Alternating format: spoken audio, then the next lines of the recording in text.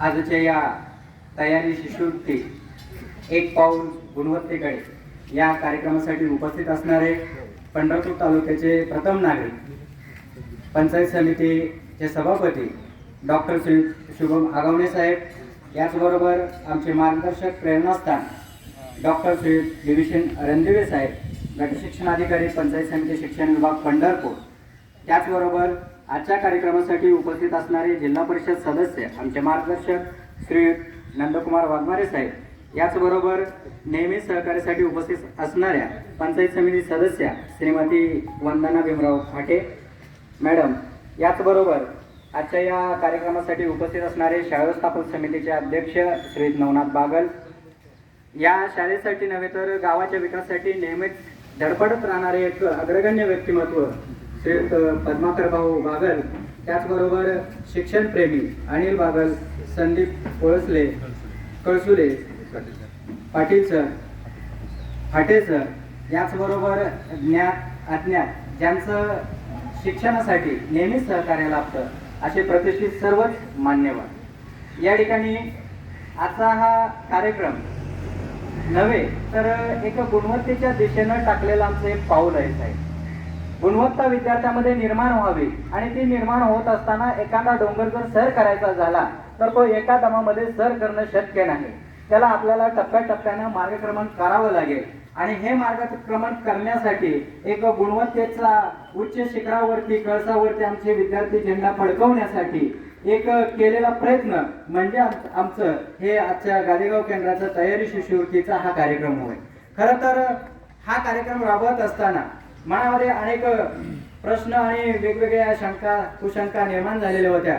मात्र मला आवर्जून या कार्यक्रमाच्या निमित्तानं सांगावं वाटतं, आमचे प्रेरणास्थान डॉक्टर डिव्हिजन रणदिवे साहेब, गटशिक्षणाधिकारी पंचायत समिती पंढरपूर आणि वैद्यकीय क्षेत्रातलं मला वाटतं पंचायत समितीच्या इतिहासात पहिल्यांदाच लाभलेलं एक व्यक्तिमत्व डॉक्टर शुभम आगवणे साहेब यांच्या प्रेरणेतून विद्यार्थ्यांसाठी आपण काहीतरी केलं पाहिजे.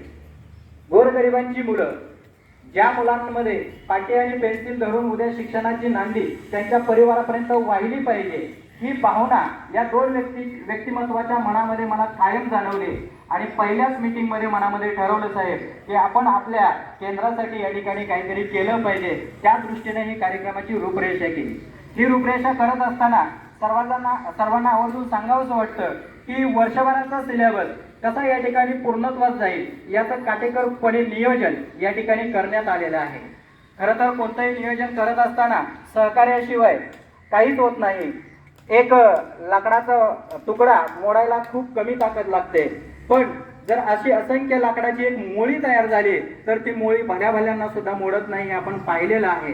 त्या पद्धतीनं मी माझ्या केंद्रातील सर्व मुख्याध्यापक आणि सहकारी शिक्षक वृंद यांना विश्वासात घेतलं साहेब आणि विश्वासात घेतल्यानंतर मला आवर्जून सांगावंसं वाटतं की गादेगाव केंद्रातील सर्व शिक्षक मुख्याध्यापक यांनी मोठ्या मनाने या उपक्रमाला उत्स्फूर्तपणे सहभाग नोंदवला. त्याचाच हा परिणाम म्हणजे आजचा हा कार्यक्रम आपला यशस्वी होताना दिसून येत आहे. केवळ कागदावरती नियोजन राहणार नाही याची सर्वस्वी जबाबदारी माझी असेल साहेब. केवळ नियोजन करून कार्यक्रम घेणं आणि ते फक्त कागदावरतीच राहील याची पूर्णतः जबाबदारी मी स्वतः केंद्रप्रमुख म्हणून या ठिकाणी स्वीकारतो. या कार्यक्रमापेक्षाही दर्जेदार गुणवत्तापूर्ण शिक्षण या विद्यार्थ्यांना कसं मिळेल यासाठी माझा नेहमीच प्रयत्न असेल. जवळपास 20 पेक्षा जास्त शिक्षक या उपक्रमामध्ये सहभागी आहेत. प्रत्येकाचा एक एक प्रश्न जर म्हटला त्याचे 2 गुण झाले आणि 20 शिक्षकांचे 20 दुणे 40 गुण झाले. या केंद्रामधील गुणवत्ता निश्चितपणाने पावलापावलाने वाढल्याशिवाय राहणार नाही.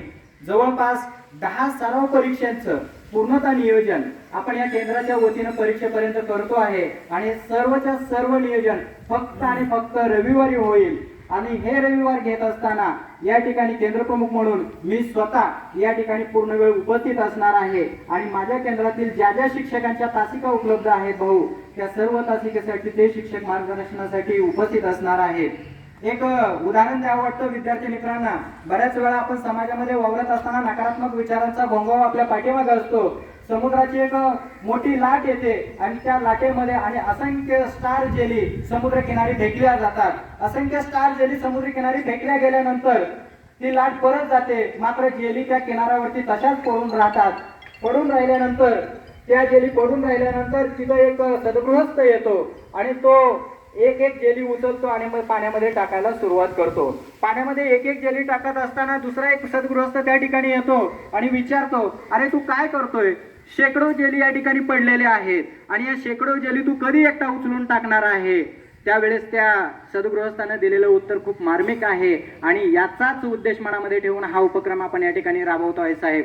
की तो म्हणाला की या ठिकाणी ज्या जेली आहेत, सकाळी ज्यावेळी सूर्योदय होईल, ज्यावेळी सूर्याची किरण या जेलीवरती पडतील, त्या मृत पावणार आहेत. पण त्या अगोदर माझ्यामध्ये जेवढी क्षमता आहे त्या क्षमतेनं मी जेवढ्यांना जीवदान देऊ शकतो ते जीवदान मी या ठिकाणी जेलीच्या माध्यमातून देण्याचा प्रयत्न करेन. आणि त्यानं बोट केलं त्या सद्गृहस्थाकडे, सांगितलं, माझ्या करण्याने काही फरक पडत नाही असं तू म्हणतो, मात्र माझ्या हातात ही जी जेली आहे, ही जेली ज्यावेळेस मी पाण्यामध्ये टाकेल तिच्या आयुष्यामध्ये मात्र खूप फरक पडतो.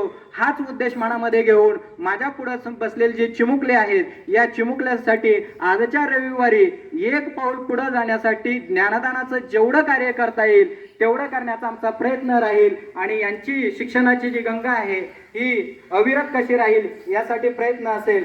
शेवटी जाता जाता एवढंच सांगेल की विजेता कोणत्याच गोष्टी वेगळ्या करत नाही. जो विजेता करतो तो कोणत्याच गोष्टी वेगळ्या करत नाही, तर प्रत्येक गोष्ट तो वेगळेपणाने करतो. असाच प्रयत्न आमचा गादेगाव केंद्राचा राहील की प्रत्येक गोष्ट या ठिकाणी वेगळेपणाने करून गुणवत्तेच्या बाबतीत कसं अग्रेसर केंद्र राहील. शेवटी एक उदाहरण आठवतं की अस्ताला जाणारा सूर्य जो प्रचंड महाशक्तीचा गोळा आहे, अस्ताला जाणाऱ्या सूर्याने एका प्रश्न केला पृथ्वीवरती संपूर्ण जगाला की मी आता अस्ताला जात आहे आणि अस्ताला गेल्यानंतर माझे जे कर्तव्य आहे, माझी जी ड्युटी आहे, ही ड्युटी कोण निभावेल असा महाकाय प्रश्न या ठिकाणी निर्माण केला. आणि ज्यावेळेस हा प्रश्न निर्माण केला त्यावेळेस पृथ्वी तलावरचे सर्वजण विचारात पडले. मात्र डॉक्टर साहेब या ठिकाणी आवर्जून सांगावं असं वाटतं, सर्वजण विचारात असताना एका घराच्या कोपऱ्यातून मंदिरामध्ये, घराच्या कोपऱ्यात जे मंदिर आहे या मंदिरामध्ये एका पंक्तीनं उत्तर दिलं. ते खूप मार्मिक आहे.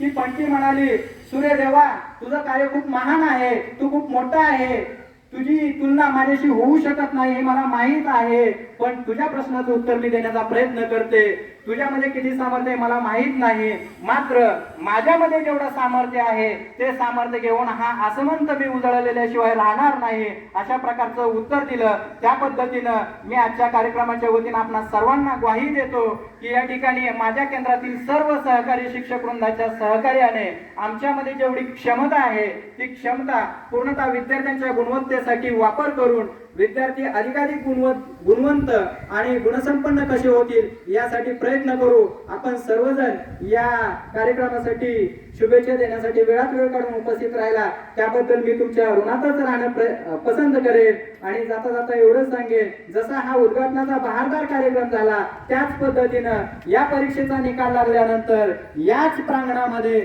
भरगच्च असा गुणवत्तेचा कार्यक्रम या ठिकाणी हो. या स्पर्धेमध्ये राज्यस्तरीय आणि जिल्हास्तरीय मेरिट लिस्ट मध्ये विद्यार्थी चमको हीच ईश्वरचरणी प्रार्थना करतो आणि थांबतो. जय हिंद, जय महाराष्ट्र.